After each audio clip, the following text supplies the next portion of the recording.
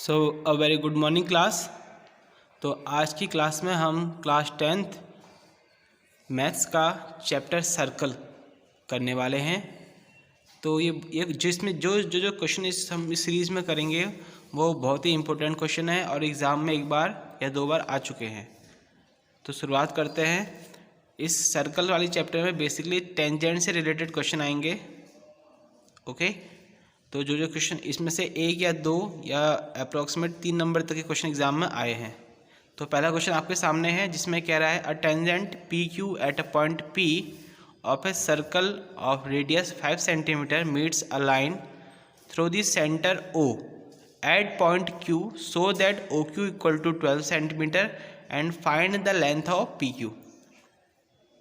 Tangent क्या होती है? जो सर्कल से टच करके जाती है, एक ऐसी लाइन जो सर्कल को एक ही बिंदु पर टच करती है, दैट इज़ कॉल्ड टेंजेंट। जैसा कि आपको डायग्राम में दिखाई दे रहा होगा, यहाँ पर आपको उसने OP जो कि रेडियस ऑफ सर्कल है वो 5 सेंटीमीटर दे रखी है एंड जो पॉइंट O है, सेंटर O है सर्कल का, उसकी Q से जो डिस्टेंस है वो 12 सेंटीमीटर दे रखी है और आपसे यहाँ पर लेंथ ऑफ PQ पूछ रहा है, मतलब टेंजेंट PQ की लंबाई याद करनी है आपको। ओके, तो चूंकि ये एक राइट एंगल ट्रायंगल बन रहा है तो यहाँ पर जैसे कि आपको डायग्राम में दिखाई दे रहा है कि OPQ is the 90 degree. Okay, OPQ एक 90 डिग्री है और एक राइट एंगल ट्रायंगल को शो कर रहा है। तो इस राइट एंगल ट्रायंगल में हम PGT थ्योरम लगाएंगे जो कि होती है आपकी हाइपोटेनस का स्क्वायर इक्वल्स टू बेस का स्क्वायर प्लस परपेंडिकुलर साइड का स्क्वायर। तो PGT थ्योरम लगाने के बाद आप यहाँ से टेंजेंट PQ निकाल सकते हैं। तो PQ स्क्वायर बराबर OQ square minus OP square हो जाएगा और PQ स्क्वायर की जो लेंथ आ जाएगी आपके सामने 119 आ जाएगी और PQ बराबर 119 centimetre which is the length of tangent PQ। और आपको यहाँ पर यही निकालना था, यही आपका इसका आंसर होगा। ओके, जैसा कि आप लोग क्वेश्चन देख रहे हैं सामने, इन द गिवन फिगर हम सबसे पहले एक सर्कल बना लेंगे और इस सर्कल में जैसा कि आपको गिवन है एंगल POQ 110 है, जहाँ पर हम एक सेंटर में पॉइंट O ले लेंगे, ठीक है, और उसको हम 110 जो कि हमको दे रखा है POQ, तो ये आपका 110 हो गया। आपसे फाइंड कर रहा है PTQ। देखिए PT and TQ are the tangent on circle where OP and OQ are radius. Okay, और इसके अकॉर्डिंग क्या होगा, OP is perpendicular on PT and OQ is perpendicular on TQ, जैसे कि होता है।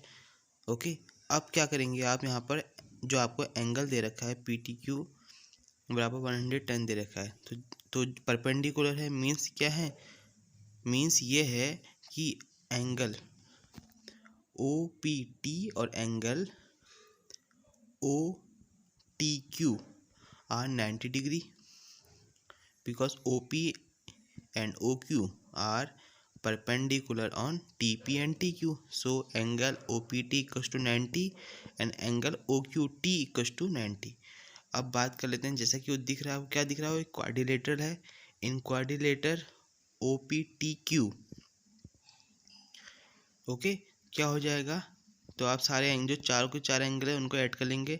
Angle OPT plus angle POQ plus angle OQT plus angle PTQ बराबर 360 degree. Okay, अब यहाँ पर आपको OPT 90 दे रखा है, POQ 110 दे रखा है, OQ2 90 दे रखा है एंड PTQ आपने फाइंड आउट करना है।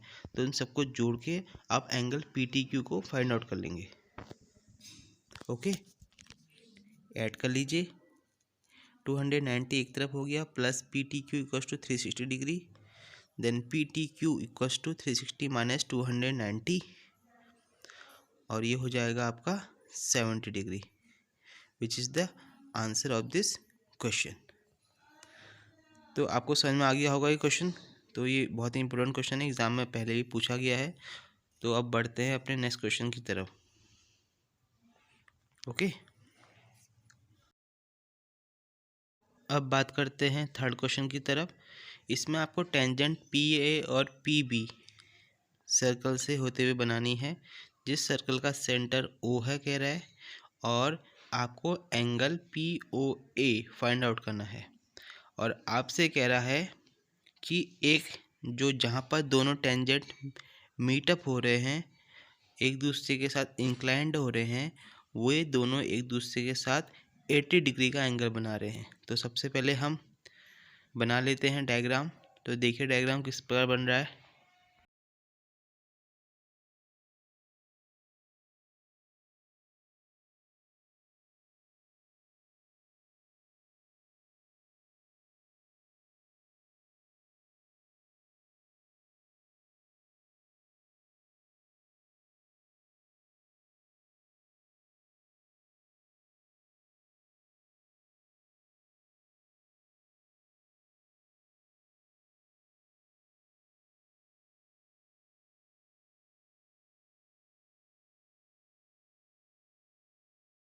अब ये डायग्राम बन चुका है। तो आपको जो जो गिवन है सबसे पहले उसको लिख लेते हैं।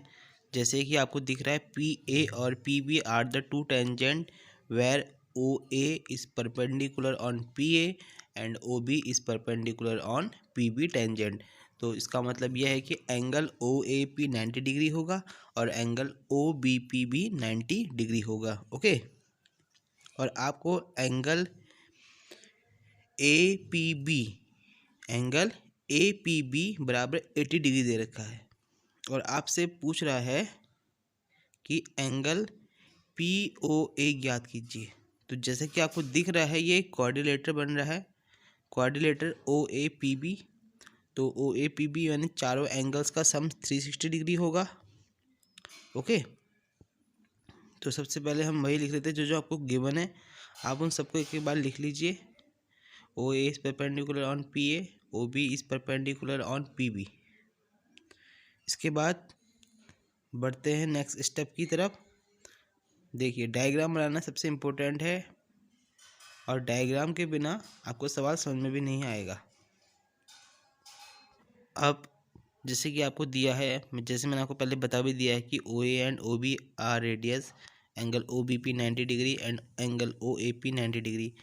अब हम क्या करेंगे, इस quadrilateral O A P B में angle O A P plus angle A P B plus angle P B O and plus angle B O A बराबर 360 ले लेंगे। और जो जो एंगल्स आपको दे रखे हैं उन सबकी वैल्यू को पुटअप कर लेंगे। 90 डिग्री दे रखा है। Okay, angle A P B आपको 80 डिग्री दे रखा है, angle P B O 90 degree दे रखा है, और एंगल बी ओ ए वो आपको फाइंड आउट करना है, बराबर 360 डिग्री हो गया। तो इसको सॉल्व कर लेंगे तो ये आपका जो एंगल बी ओ ए है वो आ जाएगा 360 minus 260, which means angle B O A equals to आ गया 100। तो आपका जो बड़ा एंगल है एंगल बी ओ ए वो आ गया आपका 100 डिग्री। अब आपसे तो उसने कुछ और पूछा है, उसने आपसे पूछा है एंगल पी ओ ए बताइए। तो एंगल पी ओ ए बताने के लिए सबसे पहले कि जो दो ट्रायंगल क्वाड्रिलेटर के अंदर बन रहे हैं उनको आपने सर्वांगसम दिखाना है, कॉन्ग्रुएंट दिखाना है। तो हम ले लेंगे in triangle O P B and in triangle O P A. अब इसको हमने कॉन्ग्रुएंट दिखाना है। तो अब कॉन्ग्रुएंट दिखाना आसान है, किसी भी 3 प्रॉपर्टी होती है आपके पास, S A S, triple S and A S A. तो किसी भी एक प्रॉपर्टी से आप इसको कॉन्ग्रुएंट दिखा दीजिए अकॉर्डिंग टू द क्वेश्चन। तो ए पी बराबर B P which are tangent of circle. Okay,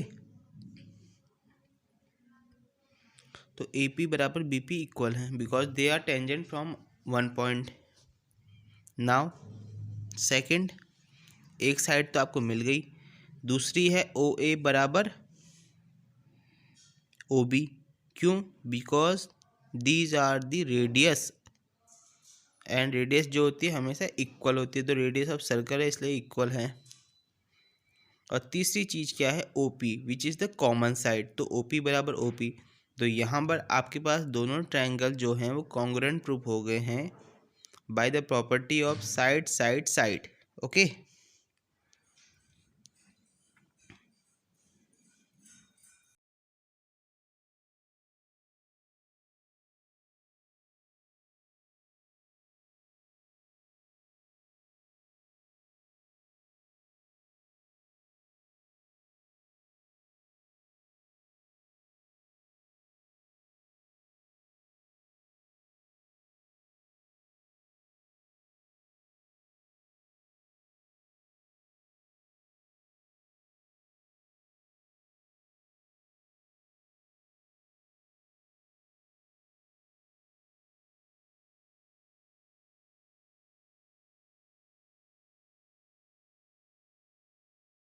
तो कॉन्ग्रुएंट प्रूफ हो गया तो हम लिख सकते हैं एंगल पी ओ बी बराबर एंगल पी ओ ए, और आपको दिख रहा होगा डायग्राम में कि angle P O A which is the half of angle A O B.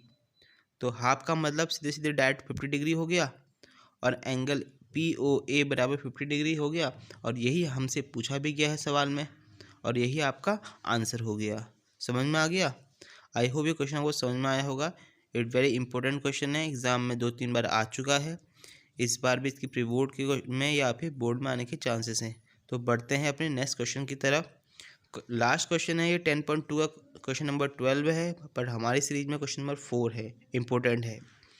तो यहाँ पर आपको ये डायग्राम बनाना है, एक सर्कल ले रखा है, उसके चारों तरफ से हमने एक क्वाड्रिलेटर बना रखा है। ओके, आपको यहाँ पर प्रूफ क्या करना है, देखिए डायग्राम को देखिए, यहाँ पर आपको angle A O B plus angle C O D को 180 डिग्री दिखाना है, साथ में angle A O D plus angle B O C को 180 डिग्री दिखाना है। तो दो एंगल के पेयर हैं, उनको 180 डिग्री प्रूव करना है। तो उसके लिए हमने ये डायग्राम बना लिया और कुछ कंस्ट्रक्शन कर रखा है। कंस्ट्रक्शन में क्या किया है, हमने लाइन जॉइन कर रखी है O P, O Q, O R and O S. Okay, तो इन लाइन को हमने जॉइन कर लिया है और ये कंस्ट्रक्शन में आ गया आपका, रचना जिसे हम कहते हैं। इसके बाद आपने क्या करना है, देखिए नाउ आपने सर्कल से दो ट्रायंगल्स के पेयर लेने हैं, और जैसे कि मैंने ट्रायंगल एस ओ डी और ट्रायंगल आर ओ डी लिया है, और इनको कॉन्ग्रुएंट प्रूफ करवाना है किसी भी बेसिक प्रॉपर्टी से। जैसे कि मैंने सबसे पहले O S equals to O R ले लिया, because radius and radius are always be equal. Okay, दूसरी साइड मैंने ले ली एस डी बराबर आर डी, और ये क्या है आपके एस डी बराबर जो आर डी है वो क्या है, टेंजेंट है। तो टेंजेंट जो होते हैं वो हमेशा इक्वल होते हैं, इक्वल टेंजेंट्स हैं।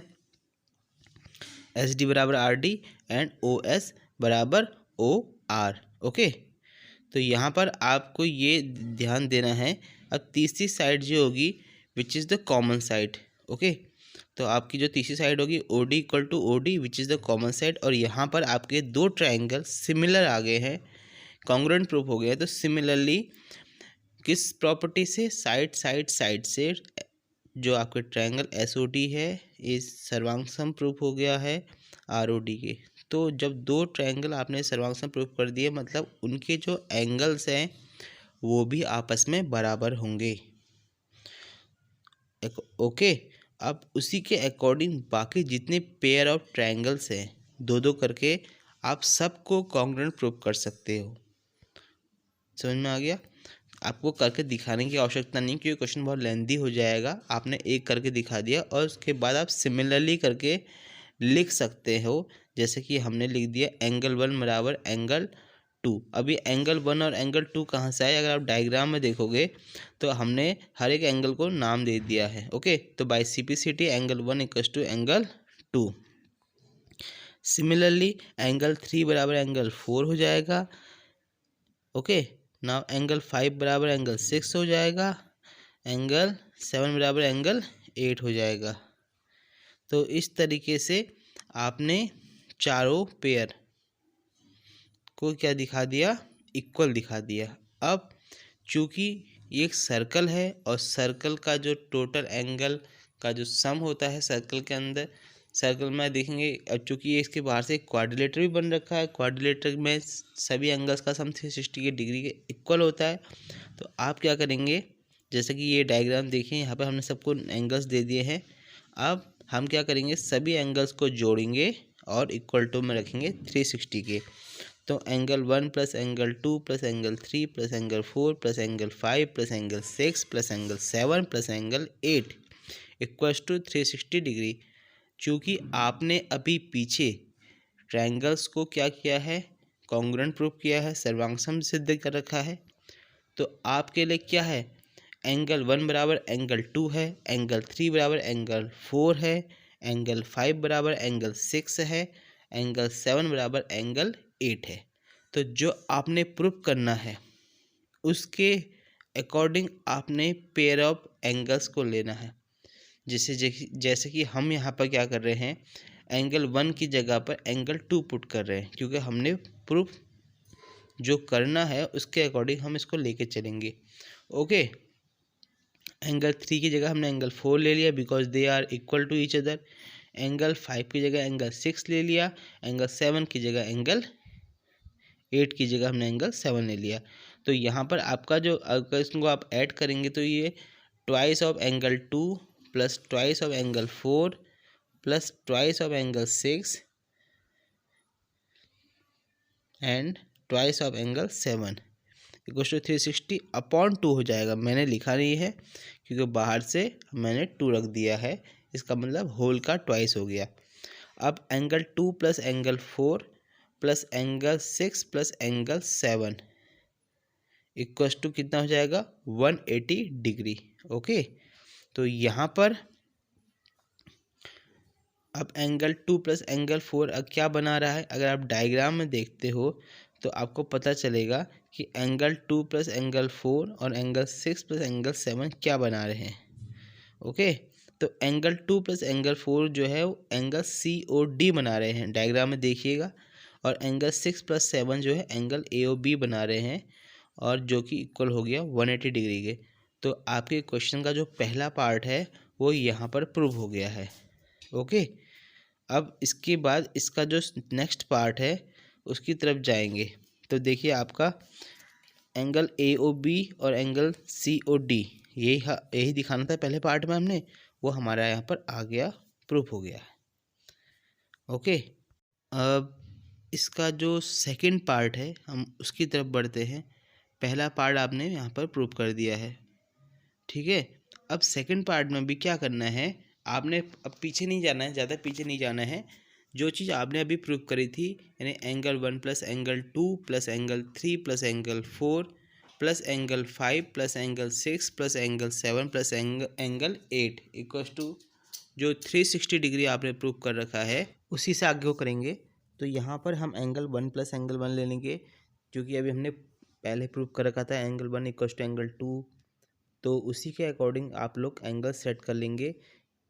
ओके, तो यहाँ पर twice of angle 1 plus twice of angle 4 plus twice of angle 5 plus twice of angle 8 equals to 360 degree है। तो 2 सब में कॉमन ले लीजिए, angle 1 plus 4 plus 5 plus 8 equals to 360 degree. So angle 1 plus 4 plus 5 plus 8 बराबर 180 degree हो गया।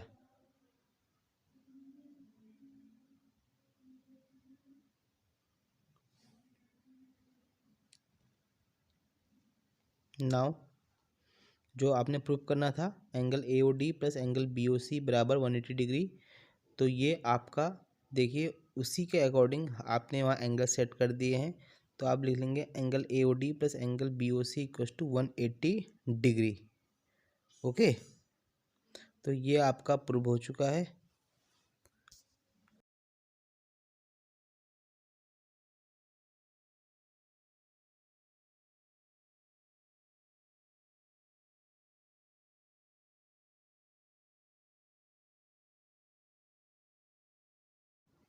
तो हम मिलेंगे नेक्स्ट वीडियो में, तब तक के लिए थैंक यू फॉर वॉचिंग।